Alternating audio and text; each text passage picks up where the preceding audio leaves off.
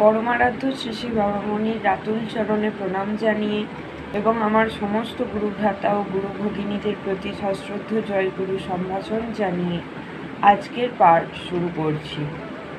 ওম অখণ্ড সংহিতা বা অখণ্ড মণ্ডলেশ্বর শ্রী শ্রী স্বামী স্বরূপানন্দ পরমহংসদেবের উপদেশ বাণী ত্রয়োদশ খণ্ড। নামই একান্ত স্মরণ।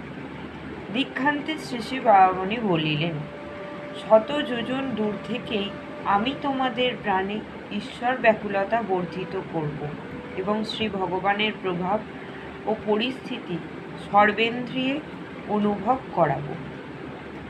আমার এই প্রতিশ্রুতিতে তোমরা বিশ্বাস রাখো। বাহিরের সহস্র মত, সহস্র পথ তোমাদের নানা দিকে আকর্ষণ করতে চাইলেও তোমরা গৃহীত সাধনের প্রতি নিষ্ঠাকে বিন্দু মাত্রও ক্ষুণ্ণ হতে দিও না। জোর করে নামে লেগে থাকবে। সুখে দুঃখে, সম্পদে বিপদে, ইষ্টে অনিষ্টে, উত্থানে পতনে, মানে অপমানে, নিন্দায় প্রশংসায়, লাভে ক্ষতিতে, সর্বদা সর্বাবস্থায় অমৃতময় নামকে ইহপর জীবনের একমাত্র আশ্রয় বলে জ্ঞান করবে। অখণ্ড নাম তোমার জীবনের সম্বল, মরণের আশ্রয়, সৌভাগ্যের সহায়, দুর্ভাগ্যের অবলম্বন, উন্নতির প্রসারক, অবনতির রোধক।